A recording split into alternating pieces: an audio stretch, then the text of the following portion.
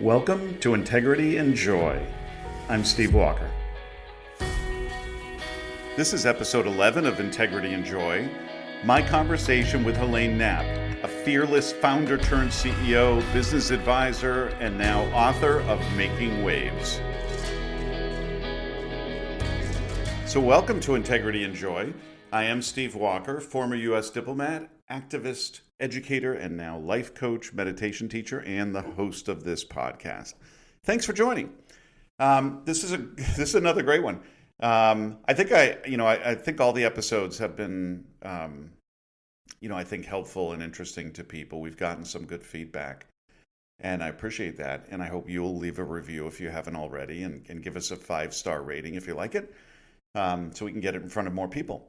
But the ones that really are special to me are the ones where I have a conversation with a former student. And I've just been very lucky to have some former students who've become really inspirational, powerful human beings, and really insightful and self-reflective. And so those conversations have been just wonderful. And this one is no exception. Trying to have on people who are figuring out their journey and hopefully to provide some inspiration, but also some reassurance that life is not a straight line, that you don't have to have everything figured out. In fact, you can't. Life is going to throw you curveballs, and life is going to throw you opportunities. And it's difficult or impossible sometimes to anticipate them. So we need to be adaptable, and we need to be kind and compassionate to ourselves, and live with intention, but also understand that everybody's figuring it out as they go. And Helaine Knapp, my guest today, is no exception. I taught Helaine over 20 years ago, when she was a relatively shy kid in high school. And I had the good fortune of being her teacher, and I was the class advisor to her graduating class. So I got to know the kids really well over the 4 years that they were in high school. And Helaine was, may have been kind of on the shy side, but really just a fantastic person when she was in high school. And that's still true, except now she's not shy anymore, as you'll hear. She is an empowered, brilliant, charismatic woman. And she's really inspirational. I really found myself in awe of her throughout our conversation. I could have talked to her for another 3 hours, and you can tell that sort of towards the end of it, I wrapped things up kind of quickly because she had another appointment, and I just it was so interesting talking to her about her life and all the decisions that she made along the way that I really could have used another hour or two to finish the conversation about her story. But she's now a scrappy and successful founder turned CEO, who navigated the startup world from inception to Series A, and is now an advisor and consultant to other companies and entrepreneurs. And she's, now an author of her really inspirational memoir, Making Waves. And I think you'll probably want to run out and grab it or order it online after this episode, because I think you're going to find her a captivating person, and her story is riveting. So I think you'll want to know and learn more, just like I do. As always, I hope you're following the podcast and that you follow me on social media at Integrity and Joy. And that if any of this resonates with you and you'd like to explore how life coaching or an integrity circle, our version of masterminds, these supportive groups of people who are committed to their personal and professional growth together. If you want to explore how these might help you and transform your life, go to integrityandjoy.com, or you can send a direct message through wherever you got this podcast. There should be a link for sending us a text message. So, without any further ado, here's my conversation with Helaine Knapp. Helaine Knapp, welcome to Integrity and Joy. It is such a joy for me to have you here. Thank you for having me. I'm excited. So, I'll cover this in the intro as well, but Helaine and I first knew each other many years ago, over 20 years ago, when you were a student at Horace Greeley High School. So let's go back in time. What was your childhood in Chappaqua, New York like growing up? It was great. I have no complaints, despite all the therapy bills. No, it was fantastic. Lucky to have grown up in a beautiful town, just 45, 50 minutes outside of Manhattan. I had a fantastic set of parents, a younger brother that I tried to return, but he stuck around. And I went to an amazing high school. I lived in the same house my entire life growing up. I had a beautiful, stable family, and um, I can kind of go into a few different directions, but I was a I think I was a pretty shy kid growing up. I was very conscientious, like got things done, but I really didn't come out of my shell until probably college and then thereafter. Wow.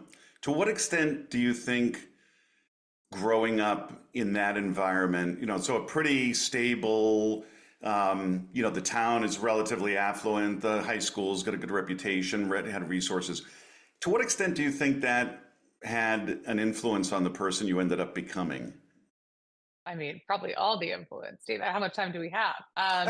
It created a really beautiful foundation in a couple of different ways. I would say, stability was something that Mm, I took for granted because I didn't know anything else. And what stability does is give you an opportunity to, pause, calm down, think, um, consider taking a risk.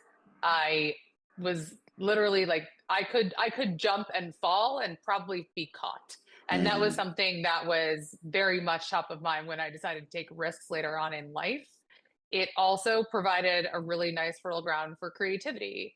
And when you mm. have all of your needs met, you're able to think about other things. And not a lot of people in the world have that privilege. And so I think it was very much foundational element to being able to be a creative and to think outside the box and to take risks and start companies and try something completely new. So it was an amazing foundation. And then obviously, education is huge, critical thinking is very important, problem solving has always been something that I've been very passionate about, and was fortunate enough to be in an environment throughout my early education, and even in my kind of later education, that fostered that and really kind of helped me become a more kind of fulfilled and also just a more, adaptable human prepared for anything, which is really what entrepreneurship is about.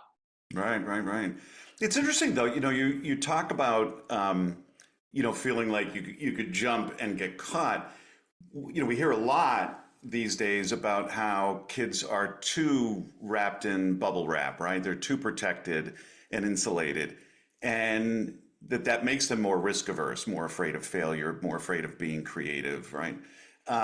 But in your case, it sounds like there was something in the mix there that both made it safe in some ways because of that to take risks, and that probably, I mean, knowing you and your brother, back then, it felt like you were encouraged to be your own person, like to figure out who you were, and that that individuality was encouraged. Like, what's that secret sauce in a way?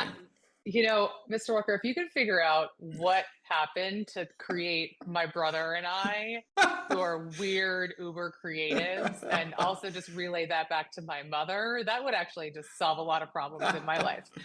So I can't totally figure that one out. But I Yeah, do think that we were like a family that really loved like solving problems and puzzles and yeah. games. And that was definitely at the forefront. I think we had a really interesting combination of our dad was a very by the book lawyer and our mother was in sales. And so we kind of had this very interesting kind of like creative ability to have a great personality maybe in time, and also like work with people really well and be creative.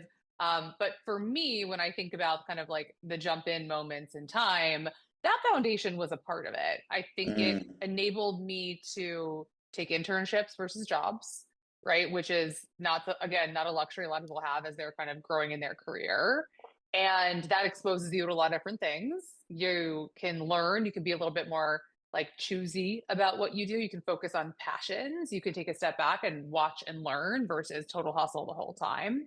For me, when it came down to the final moments of for being direct, for jumping into CityRow, the stability that I had within my family unit and even extended family was one of the criteria that enabled me to Mm, jump in, but it wasn't all of it. Another piece of it was also that I had learned a lot about myself over the years, and I was able to take a step back and realize, okay, interestingly enough, this is actually the right place for me to jump because I know myself really well. I know what I'm good at. I know what I'm not good at. And this is a calculated enough risk. I'm not just jumping blindly off the cliff here. right, right. It's more of a calculated risk. And I have the macro understanding of what I'm doing to feel like, you know what?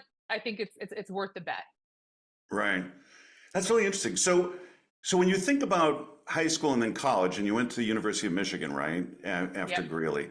So, and I want to get into a little bit about why you made that choice, but like maybe you could talk a little bit about that process of self-discovery at that age, right, which is so challenging for so many people. And I got to tell you, at least from the outside, um, I was always struck by and still am at least following you guys on social media. Your friend group in high school was pretty darn unique. I mean, some amazing women came out of that friend group, right? And there's still Mm. that incredible bond that you have. Like, what was high school like in that regard in terms of a time for starting to discover yourself and then the same thing at Michigan? And is there something special about you think you and your friend group that allowed you guys to navigate high school, which is such a minefield for so many people, especially young women, and do it so well and with this like incredible bond that it seems like you have? Yeah, thank you for saying that. It is a very, very special group of Yeah. women and a very special bond, and they will be getting a picture of this video as soon as we're done here. I'm grateful that many of us continue to speak daily, even hourly together. Yeah. I rarely. This is fun for me because I rarely get asked to go all the way back and talk about high school, let alone college. So I'm going to be really honest with you. It was a hard time for me. I was not.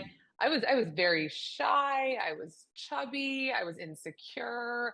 I was definitely. I was years away from coming into my own in high school, and so when I think back to high school, I'm going to be honest, it's not very fondly. I mean, your class was fantastic. Thank you again for the education, but and I'm grateful for what it did, but I was just like kind of bopping along in a lot of Yeah. ways. And it wasn't until the second half of high school that I really kind of fell in with the right group of women that were at my level of, you know, sophistication, development. Like we really loved being together and having fun, liked all the same things. And I'm so grateful for that. I would say before I became friends with this group, I was really just like floating around. Like, I don't Mm, even know what I was doing. Like, who was I sitting with in class? I couldn't tell you. I had some best friends from growing up. Obviously, David Helfenbein is, my childhood best friend forever. But I really didn't have friends in a deep way right. before that. And Wow. so once I kind of locked in, I think we were like 19 girls.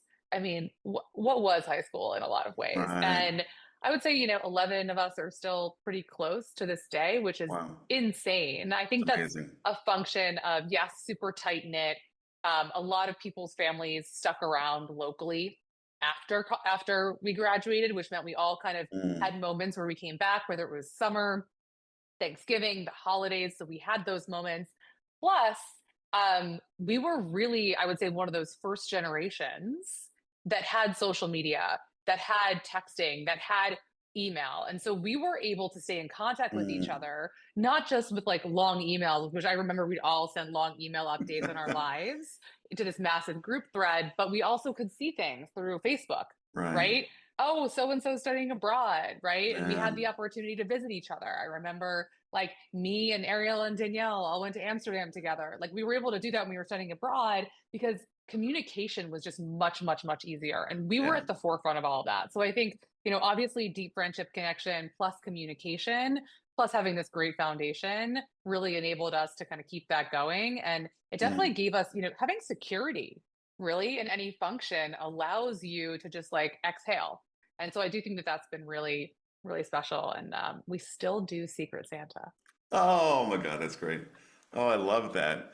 And I wonder, like, it made me wonder about, that security that you've had as an adult to be a risk taker and an innovator.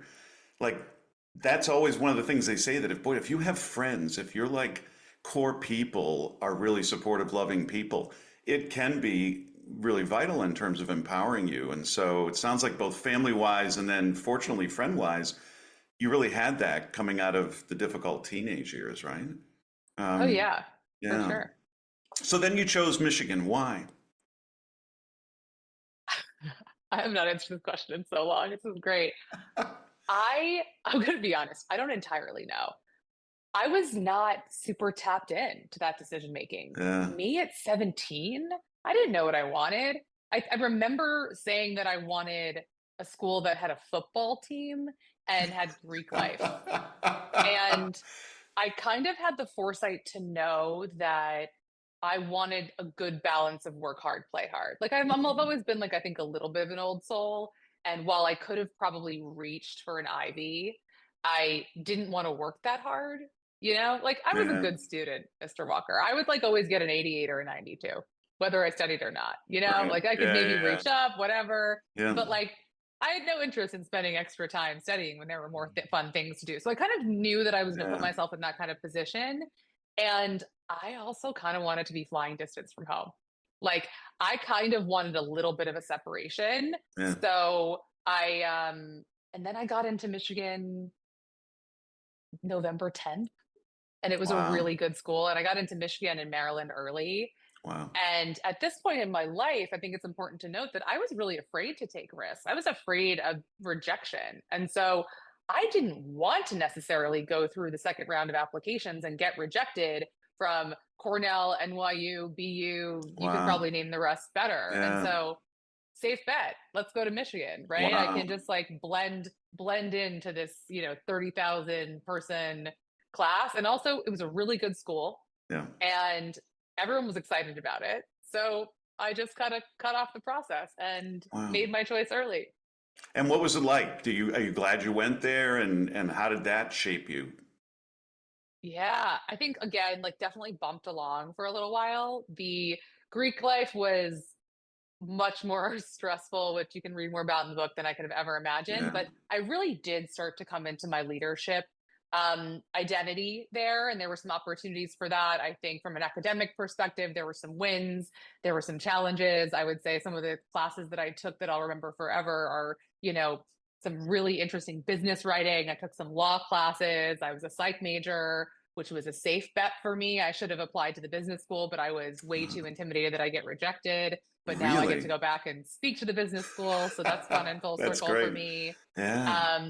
The Michigan, I was done with it after 3 years. I was like, this is boring. I want to go to Manhattan and work. But the Michigan alumni community has actually been way more impactful than I could have ever Mm. imagined and has moved mountains for the business. We actually opened Wow. our first location for CityRow outside of Manhattan in Ann Arbor. I And the remember that. reason we Yeah. franchised with a partner in Ann Arbor. So Right. there's a lot more to college than I would say the academics. And what I got from living far away from home, interacting with people that were not from Westchester, New York, and joining a sorority with people that were very far away from Westchester, New York, I think the experience of college really delivered for me.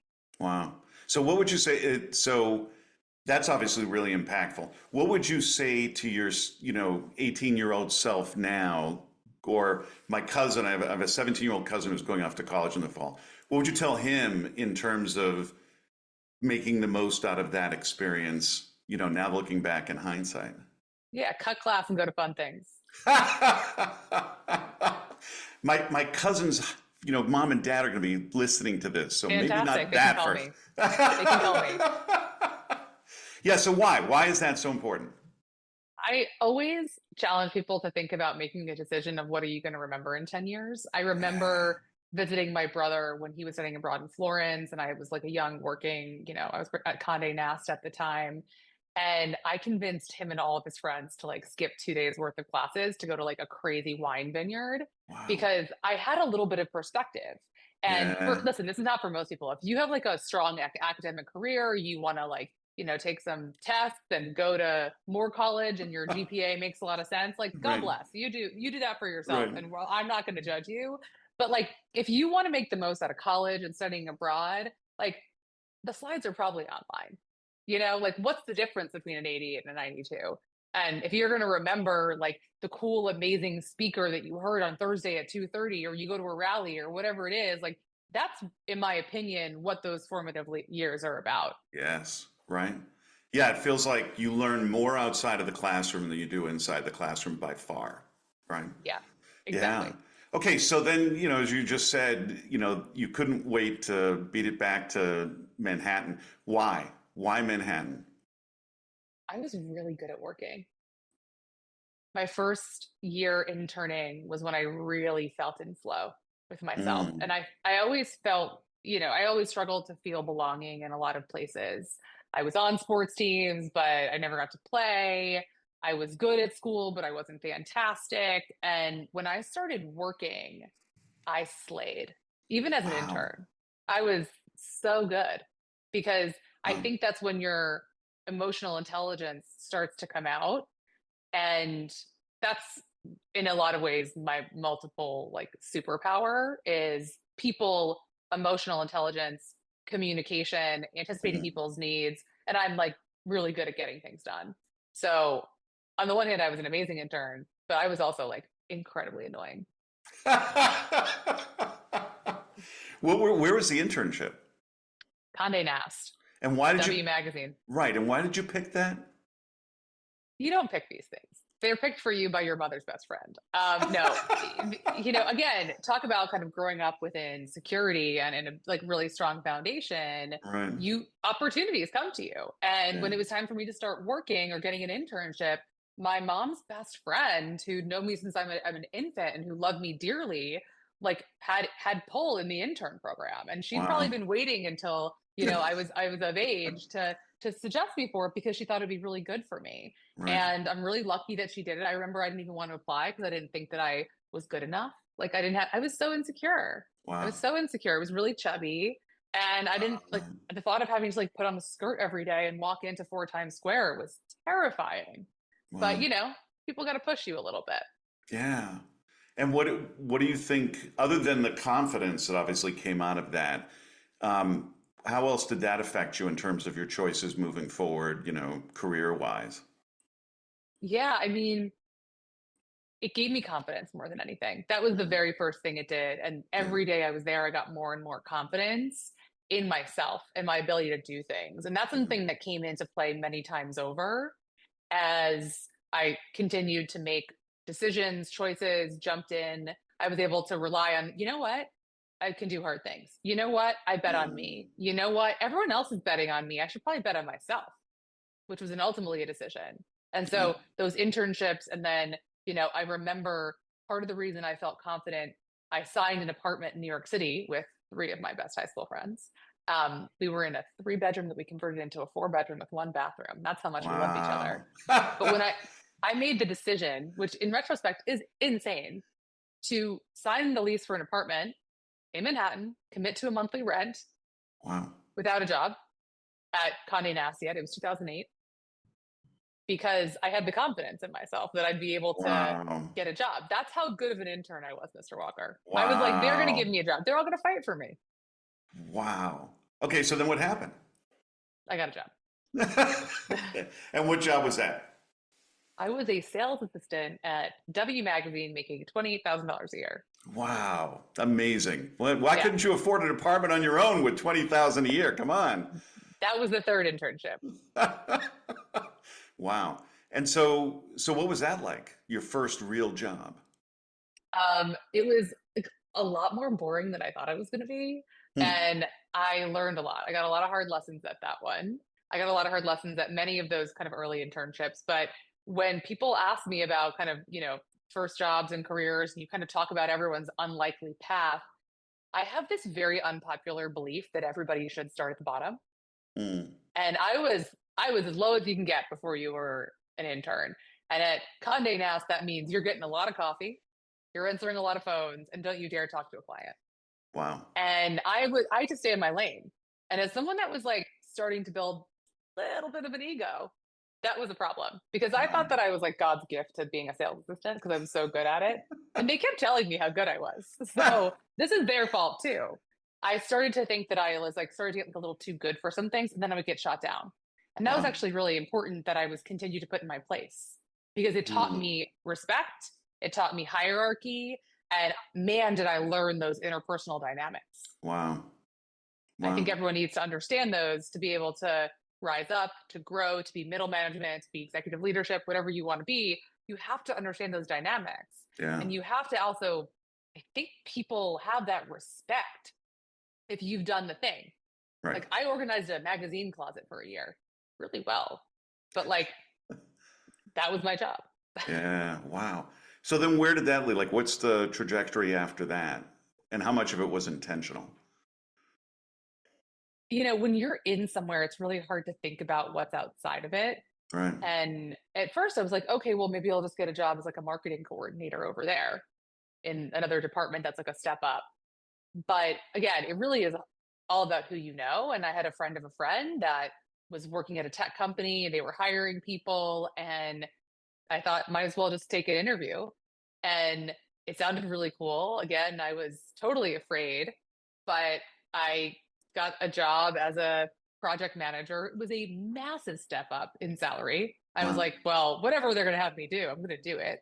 But it was cool energy. I went from like old archaic publishing into new hot social media tech. And Wow. it was just because of one lunch, one person I knew, one referral. And it Wow. was also, I think I present really well. Again, that's that emotional intelligence. I know what people want to hear. I remember Yeah. distinctly being like, I should say that I like being on two phones at once and going like that. And I think that's what nailed it. The emotional intelligence piece is so underrated, right? I mean, we really, Everything. for the most part, schools don't teach it or teach it well. And it's really everything. And maybe in the age of AI, it's going to be the only thing that's going to keep human beings in jobs moving forward, right? Yeah, it's massive. Yeah. Do you, so how did that change your trajectory at that point? Like, obviously, you go from one industry to another, and it's a pretty stark change. Did it change the way you saw your career and your skill set differently? Absolutely. Yeah. It was the turbo boost of my career Wow. because it was an environment in which hustle and smarts and going above and beyond was deeply rewarded, not just financially, but also it was objectively a company and in an industry that was doing incredibly well. And so what that meant was prosperity. What that meant was Mm. growth, both from a team perspective and also economic growth and economic opportunity for everybody. And so they fired people every 8 weeks. It was one of those things that Wow. if you like sink or swim pretty quickly. But if you're swimming, you're fucking swimming with gods effectively. Wow. And it was that perfect Wow. timing of the Google happy hours, and we would have a Harry Potter party where we're in the Sorting Hat, and we would do a day every year. We went on a scavenger hunt across the city in teams, and you could win extra days of vacation and a PlayStation, which obviously I did. And it was you sky's the limit on what you could do there if you wanted to work Wow. really hard. And that's exactly what I wanted to do at that time. So by the time the company sold to Salesforce in 2012, I had taken like 3 to 4 to 5 different jobs, like just continuing to go Wow. more and more into a sales lane because those are my natural skill sets. And I had never fully flexed those before. And so Mm. by the end of it, I was like, if they all think I'm really good at this, and all of a sudden I'm being put on like Disney and Starwood and Under Armour, and I'm like the girl that comes in and fixes things, like I should probably take a step back and look at myself and say, like, huh, maybe I've got a little something here. And so it just like continued to really build my confidence, doubled, hopefully it was like a little humble at times. My first job's really kind of kind of kept me very grounded in that. But it was everything. It was everything for me. Wow. So at that point, you're 26 when that gets sold, right? Somewhere around there? Something around there. You're really dating me, Mr. Walker. We're gonna have to talk about Wow. that later. Yeah. Because I'm just thinking, like, for the people out there who are like in their 20s, right, and trying to figure it out, it feels like, your instincts were really good. Some of it was like networking and the network that you had and that you built. Um, and then gravitating towards your skill set, right? And what you really enjoyed doing, which enabled you to work really hard at it, right? Because you had a good work ethic by that point anyways, but you're also really enjoying the challenge, right? And the opportunity and the synergy, right? Of the job with your skill set, right? So that's really And powerful. people around you that are good mentors, good Right. mirrors, good collaborators who can encourage you into certain places. I had an amazing boss. His name is Dan. He was CityRow's first check. Still the guy I call when I got a big question. Yeah. And I remember him being like, "You need to be in sales. Like, and I need to get you more money." Like, I remember that being like, wow, I'm like 24, 25, and this guy who Yeah. just sold his company for the third time over is like telling me how fantastic I am. And, then eventually found me my next gig because he believes so much in me. And so having people around you that are going to kind of be your mentors and help kind of guide you is also really impactful. But I think whenever I'm talking to what I like to call a baby chicken or someone who's right out of college or searching for their second or third job, it needs to be skill set and passion, but you also need to look at industry Mm. and prosperity opportunities within those industries, because no matter how much somebody likes magazines right now or traditional like broadcast TV, Right. walk the other way, because at a macro level, you have to understand the macro like economics of that industry. I'm not sure I chose social media marketing intentionally. I think that was like a really beautiful thing that happened and I'm grateful for it. But you have to be in a place, if you want to be able to like move around every year, make sure the company can support that. Make sure it's big enough, make sure that it's growing. It's going to want to promote people that want to be promoted. Because if it's stagnant and hasn't grown at all over the past 5 years, the chances for upward mobility are going to be limited. Right. Right. That's great advice. I love that. So then what happened? They get sold to Salesforce. And then what? Did you stay with them or did you move on? I stayed for 12 days. And then what? The So 12th day, that was the one that killed me. it was I was doing really well. I was on a lot of the big accounts. We sell to Salesforce, and all of a sudden they had kind of mapped me to be what's called a renewals manager, where I was in charge of renewals and I reported to a bunch of old white Wow. men, no offense. And so I was like, y'all can go fuck yourselves. And I I had again, my friend Dan was like, I think you should talk to this other company who's in a similar space. They're 6 people. They are three, Spaniards out of Columbia Business School, and they need somebody to run client services and build a sales team. Wow. And I was like, okay, I'll have a conversation with them. It was a quick email. I met them for breakfast, and they obviously, in retrospect, like I was like the perfect candidate for them. And I started like a week or two later after Hurricane Sandy.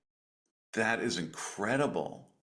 Were you, now that's the one where I would think you'd be intimidated. Like, oh my gosh, you're going to build a sales force. But by that point, were you confident enough that you were like, no, this is a good match and this is the next challenge for me? I remember sitting there at a coffee shop thinking, you guys have no idea what you're doing. And I really liked them. They were also, it was like good energetic fix, because Yeah. I'm a bit of a driver and I'm also very organized. And there was a salesperson on the founding team. There was a CTO on the founding team. There was a CEO who was a little bit more of the visionary. No one had ever managed a client before. And one of the things that I kind of came out of that first experience with is that I'm magical at clients. I delight clients. I can do it in my sleep. And so that was their first hole that I needed. So I thought, man, I can do this in my sleep. And then I was already thinking, I'm already going to over deliver because I'm going to bring clients to the table. I'm going to help them with their value proposition. And so I think I had enough confidence at that point to, sure, you're always going to be a little afraid to make a move, but I knew I could do the job. Yeah. And what did you learn in that job? that you shouldn't have two jobs at two startups because I ended up starting CityRow not that long thereafter. Uh, And so I spent most of that time doing that job, honestly, in my sleep and also starting to build CityRow. wow. Um, I learned a lot about technology. I learned a lot about what good technology looks like. I learned a lot about stickiness with clients. And it was an amazing team, and I'm so grateful that I got to be there and I helped them scale. And then I was really only there for, what was it, less than 2 years? Wow. About 2 years there. Yeah, I brought all my people over, Wow. hired my cousin, did all the things, helped them find office space. And I was definitely like the lead female executive at the business, which was really fun. I Wow. also remember having to like have a conversation with them, being like, guys, we really shouldn't send company emails about the book 50 Shades of Grey. Just a thought. Oh my God. So what was it like? So now you're at that level. What was it like being a woman, kind of starting to break through the glass ceiling in a way? Like what was that like? Um, so interestingly enough, for me, I had never really known that there was a glass ceiling growing up Mm, because my mother was such a badass and she was actually very prominent in sales for many, many, many years. So at that point, I'm going to be honest, I didn't know it. I didn't see it. Like I thought sky's the limit. I'm God's gift to working. Like everyone should be just a dream. Like everyone should hire me. I'm fantastic at these things. wow. I didn't see it. And there wasn't a point until about 5 to 6 years into City Row that I saw it. Really? So I'm very grateful for that. Yeah. Wow. Okay, I want to come back to that in a minute, but so all right, we're at City Row now. So you're in this new job. It's great. You're kicking butt. How does City Row happen? As I started working and working really hard, kind of the other parallel journey that I was on personally was a health and wellness journey. And after being a bit of an overweight kid growing up, I finally fell in love with taking care of myself and working out after college. And what that meant is I would go to the gym. I started to take workout classes with friends. I fell in love with workout classes with friends. And I started to do like a few too many of them. And after a bit of time, I found myself with a really bad lower back injury. Mm, And that injury really kind of forced me to take a better look at what I was doing in those workout classes. And I realized very quickly that not all of these classes were very good for you. And probably dancing aggressively on a spin bike after sitting at a desk all day with no core strength or mobility prep wasn't ideal. yeah. And so it was a really bad lower back injury that forced me to think like, man, there's got to be a better way to do this. Mm. And I had a trainer who was like, you got to focus on low impact. The doctor confirmed that. I Googled what's low impact. Like, I'm not just going to walk forever. I was like, what's high intensity and low impact? And, swimming kept coming up, which I can't do because, hair, and pools and cross country skiing, which was just not accessible. And then rowing. And I was like, that's disgusting. But I kept reading about it. Like I thought of Winklevoss twins and CrossFit dudes, but Yeah, right. I couldn't picture me and my friends doing this rowing thing. And then the more I thought about it, the more I talked about it, the more I explored it, the more it became very clear that this was a bit of an unsung hero of the gym that needed a makeover. Wow. And I thought I could be the person to do that. Wow. I mean, like literally, it's like, oh, I could do that. Wow. No That's idea amazing. why. So, so the universe clearly chose you, right? That's the way it works. Um, Sure did. so then what did you, so you have that idea, then what'd you do? Like, did you talk to somebody about like, how do you start a business or like, what was next? Started talking about it. I talked about it at first. It was something that I talked to a lot with my trainer. Yeah. We went to a class that we thought was interesting. I would talk to my friends about it. Like, which was like a fun concept for a while. Yeah. And then we threw some numbers at the wall. We're like, okay, X amount of dollars per class, X amount of people. Let's estimate some rent, just to play, right? A lot of people just like to play things. And I had so many friends at this point in the entrepreneurial world that I guess I thought I could do it too, right? Wow. Eventually I started telling people at like the next level. So I remember telling my friend Dan, who had sold his company multiple Right. times over. He bet on me many times over. And I remember him being like, yeah, let's do it. Like the Soul Cycle of Rowing. He's like, let's do a pop-up next weekend. And I was like, whoa, calm down. Wow. But I had interest there. People wanted to talk about it. I didn't get no's. I got, yeah, sure, I'll try it kind of an energy. In retrospect, it was a really hot time in the market. So you talk about also Yeah. need to understand the macroeconomics of an industry before you jump in. Right. The timing was perfect. Perfect. Demand outpaced supply. So it was a really good time to enter the market. I didn't realize that at that point, but that is something that was also happening at the time. And so kept talking about it. And then the best piece of advice that Dan ever gave me was just keep making one decision at a time to move the company forward. There is no like one day where you're like, today is the day I start the company. Like, sure, maybe the day you file your articles of incorporation, but it's a series of tiny decisions. It's not one big decision. Yes, people are like, what was the jump in moment? Maybe it was the day we signed our lease, which was obviously a disaster, but it's a lot of little decisions. You cannot boil the ocean. It's one pot at a time. And I've always been very good at being a bit of a quarterback and seeing what the big goal is and then making little decisions to move up to that as a project manager, as a manager of accounts. And so all of that experience played very well to seeing if this thing would have legs. And it was a side hustle for as long as it could be. Wow. And did you do much market analysis? Like, no. No. What is Wow. that? I was a child. And did you so where did you open your first place and why? Was that also kind of random? Like, oh, there's a place that's open. Let's talk to them.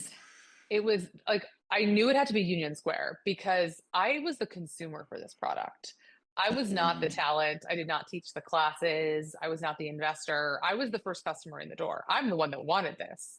I'm the one that wanted a workout that was a balance of cardio and strength training that was going to be, work 85% of your muscles in every stroke and also be low impact and build muscle. Like I wanted it all. I only had a certain amount of time. I was busy slinging deals. And so knowing that I was the consumer and knowing that, it's hard to get around Manhattan, Union Square was the only location I was looking in. Wow. It took us a very long time to find real estate because who would want a brand new gym? We're loud, we throw weights, we had literally no financial backing. And actually my brother found the space because he works in television and he had like 2 weeks off every 4 weeks. So he would go around and look at real estate because he thought that was fun. Finally found one. I hustled this landlord. He hustled me just as well. And it was a 15th floor of an office building. I was like, I like the windows. We can do a little bit of work here. And we opened in January 2014 with a lawsuit pending for noise. And how did you you had to hire staff and figure out what equipment to buy? How did all that, and how much of this were you doing yourself? Did you have a little team with you? How did that all happen? Trial by fire.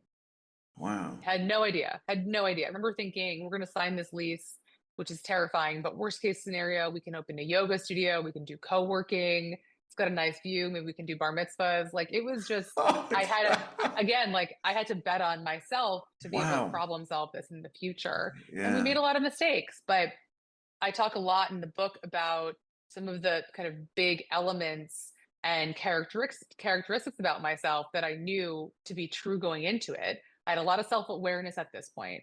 I knew I was a very good problem solver. I knew I wanted to bet on me. I knew that I would be able to navigate whatever came my way. I knew I had resources. I had saved up a little bit of money, so I knew that I could go without a salary for a while. And I knew that I regret it more not doing it. Wow. At what point did you have any doubts that you were like, this isn't going to work and I have to push through that? Or was it from the beginning no, I'm going to make this work, I'm determined? I think there was an element of fear throughout the whole thing, but I don't really remember thinking that it wasn't going to work. I thought maybe it was going to be not as great as I thought, but I kept on getting a lot of positive validation from people in the industry, from friends, from articles that came out about rowing being the next big thing. Yeah. I don't remember being afraid of people not liking the workout. I think I remember being afraid a lot of the logistics pieces, but I really thought it was going to work. What was your goal I kind of still at do. that point? What was your Um, like? What were you trying to achieve at that point? as I like to say, I wanted to flip the first pancake. I wanted to see how the first one was going to land. The goal was never just to open one location. The plan was always to go very big with this. What that Hmm. meant at the time, I didn't know. I'd gotten some really good advice, which I still believe to be true, which is that you have to have an 18-month plan and like a 10-year plan. But Right. all that stuff needs to change and you need to be nimble enough to change it. If you had told me day one that we would end up being a franchisor, I would have literally laughed in your face and walked away. And that's ultimately what we ended up doing for all of the right reasons. But yeah, I was terrified, but also I jumped in and then I was tunnel visioned. Then it was just all execution and I was just Mhm. problem solving. There wasn't time to be afraid. Right, right. At what point did you know that first place was going to work? There were a couple of different data points and moments along the way. The first is when we actually launched like the website to sign up for more information and we started to get email addresses and we were written up as part of an article in Well and Good, which was a great publication. That was interesting. I was like, oh God, this is a thing. I guess we got to keep going now. Then Right. there was an article in the New York Times called Rowing is Growing at the Gym, and we were mentioned. Then there was something similar in the Daily News. There were a lot of data points that were pointing in retrospect towards this industry is ripe for mass adoption. This is the right place to play right now. And then I remember my dad saying, something about how we had launched the ability to buy classes like a week before the studio opened and we made like 20 grand in a day. And my dad was like, what? Wow. My Wow. dad's sitting here. Let's give Fred Knapp's perspective, right? He finally has a kid that's making her own money. The other one, we're not so sure about. And she's making good money, who's got this great career path that's painted in front of her, right? I could have been in sales and client services the rest of my life. Right. All of a sudden, she's going to quit that and she's going to open a brick and mortar studio on the 15th floor of an office building for a modality that she's never done before. Where did I go wrong as a parent? Right? Yeah. So at what point did you quit the other job? Because this was the side hustle. When did you go, no, I got to do this full time? About a month after we opened the first location. Once I felt like we were getting some revenue in, I could pay myself a little something. And also at this point, I was so past burnout that I was really unable to do Mm. anything. And my back was in really bad shape, really bad Wow. shape. So any hesitation about quitting that job, or it was just like, no, Terrifying, yeah? terrifying, terrifying. I had to though. I had no choice. I was in deep pain. I was not able to do both, and I felt out of Wow. integrity. In retrospect, it's a lot of Jewish guilt, being a woman in business, those kind of things. Yeah. But Yeah. yeah, it was terrifying. And I also would have quit earlier, but I was waiting for an annual bonus to come through in Oh, January. oh my God. Yeah, Wow. Okay, so then that first location takes off. At what point do you start to think about adding the second place in Ann Arbor? immediately. Really? Not Ann Arbor, on the Upper East Side. Oh, there we go. So why? Why were you thinking expansion so quickly? Um, it was working, and I'm a hustler. I'm a hustler. So I knew that I had to be able to think about, okay, what comes next? Yeah. And for me, that first location, Union Square, was the first pancake. It was on the 15th floor. I wanted retail. I wanted ground Wow. floor. I wanted there to be a CityRow sign on the street. And so we immediately started thinking, okay, that was the test. Let's redo the logo. Let's get some more instructors. And like, let's see if this thing could be the next Soul Cycle. Wow. And then, so was it a similar thing in terms of Ann Arbor? Like all of a sudden you're like, okay, this is working here. We can go national. Like, let's start Mm. moving. Definitely not. It was very gradual. Everything takes longer than you think. Every problem's around the corner. We had a flood 6 weeks after we opened our second location. We were almost out of money multiple times. Wow. Franchising is what brought us to Ann Arbor. Is a friend of a friend, a Michigan alum, introduced me to somebody who was a franchise ninja based in Ann Arbor, Michigan. And this is something I didn't want to do because I thought of Subway and McDonald's, not my fancy boutique fitness studio. But I met an amazing group of people in Ann Arbor, and that's why we opened one there. Is because we needed a showcase Oh, wow. for future franchisees to purchase in a tier 2 market or tier 3 market that wasn't Manhattan. Wow. And did you, going the franchise route, was there any hesitation on that? And did that Yeah, start to work pretty quickly? it was definitely something that my co-founder Ashley and I had a lot of conversations about. it was a huge risk. I mean, we were putting the brand on the, cutting room floor. It Wow. was terrifying. But, and I go into this a lot in the book, you had to understand the resources that we were given at the time made it very challenging for us to expand from a corporate perspective. And at the same time, we were feeling demand on the franchise side.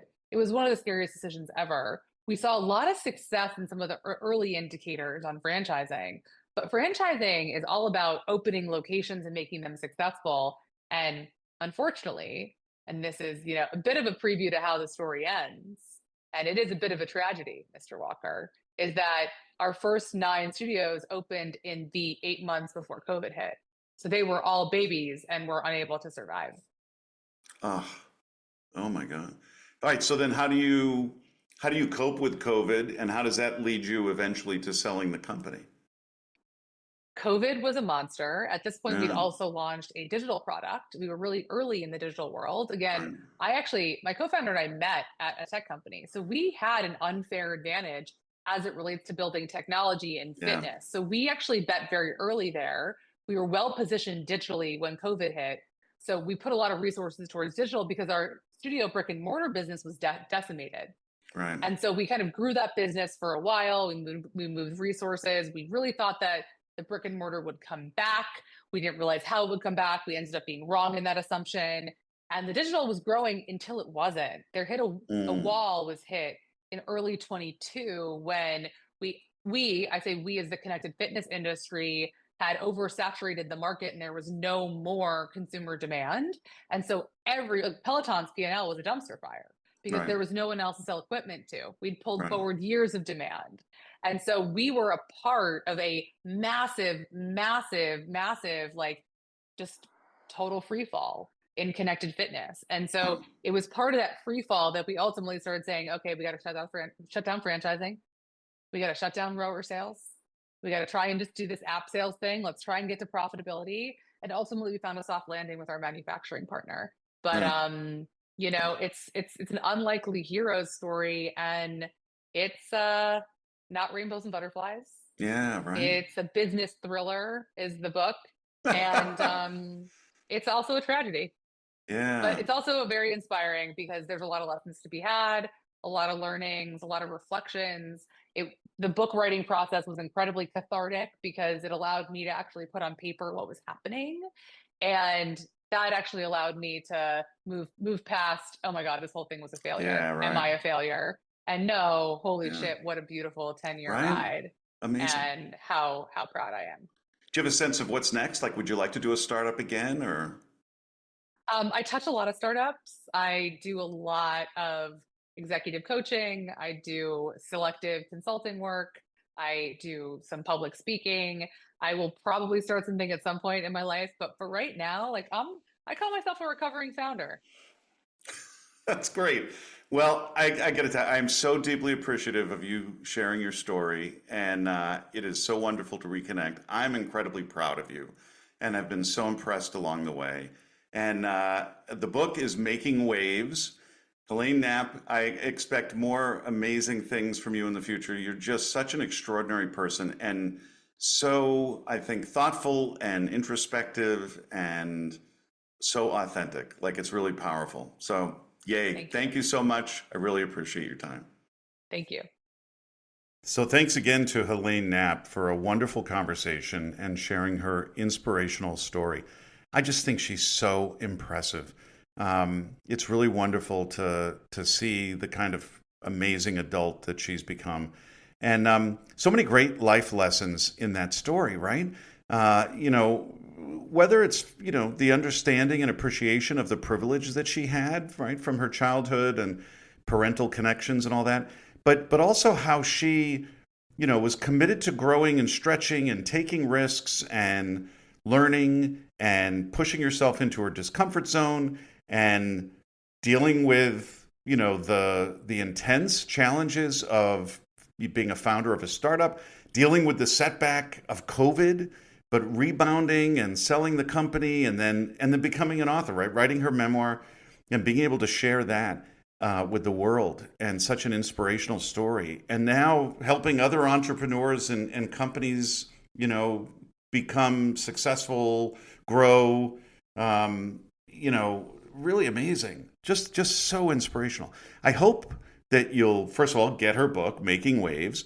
I also hope that you'll share this with other people. There's so many people that I think could benefit from hearing Helaine's story, right? Whether it's people in high school or college trying to figure out their path and how to navigate, choosing a career, or people who are interested in entrepreneurship and how to have the right mindset and prepare yourself for that journey, to embrace struggle and failure and be able to adapt and learn from it. Just awesome. I hope you'll share this with other people. And give us a rating and review. Please give us 5 stars so we can get this in front of more people. If you're not already, please make sure you're following the podcast and following us on social media at Integrity and Joy. And again, if you're interested in exploring how life coaching or integrity circles could help you become the best version of your authentic self and elevate your performance, please go to integrityandjoy.com. Thank you again so much. Look forward to continuing the conversation, and I hope you have a great rest of your day. Thanks for joining us.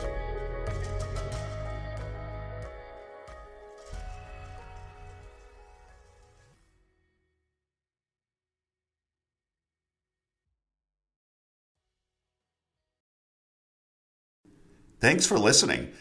If today's episode resonated with you, imagine what we could accomplish together in a one-to-one coaching session. Visit integrityandjoy.com to learn more and book your free consultation. Let's create the life you've been striving for.